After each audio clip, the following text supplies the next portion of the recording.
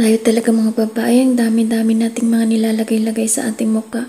Siyempre ako, ako sa aking mukha and sa aking katawan. Yan, bago ako matulog, naglalagay muna ako ng cream. Siyempre mga moisturizing cream. Kailangan natin ng moisturizing cream kasi yung mukha natin ay haggard.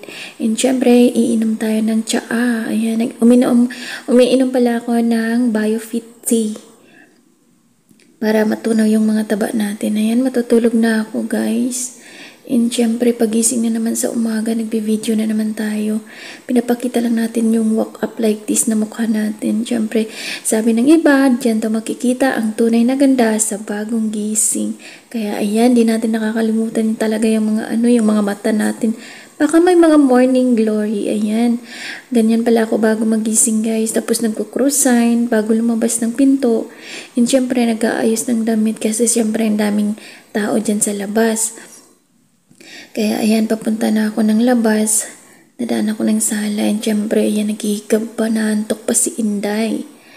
Kaya ayan si Inday, magtututbrush muna tayo. Syempre harap tayo sa mga tao, kailangan fresh breath tayo. Magamit nga pala ako ng Dr. Smile. Ano yan siya? Charcoal yan siya. Para sa pampaputi ng ngipin. Maganda din yan siya sa may mga cavity. And then, ayan, tinutoothbrush yan siya kasama sa toothpaste. And syempre, gagamit tayo ng panglinis ng dila. Kailangan natin yan guys, hindi lang na magtututbrush lang tayo. And syempre nagkakape na ako yan.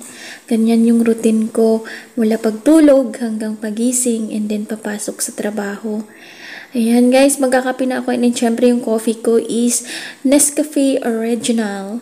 Masarap, mabango, malinamnam. Oy, hindi to sponsor product ha. Yan, laki-laki ng tasa ko, diba? And syempre, hindi ako mabubuhay ng walang partner na tinapay.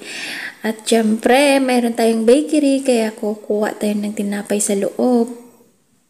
At ang paborito ko palang tinapay, yung parang bao siya, na pangkape lang talaga siya, hindi siya gaanong matamis. Ayan yun, paborito ko na tinapay.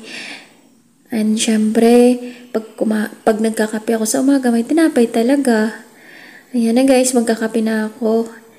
And enjoy watching me. And syempre, piniplex ko din yung aso namin na nakatingin sa akin.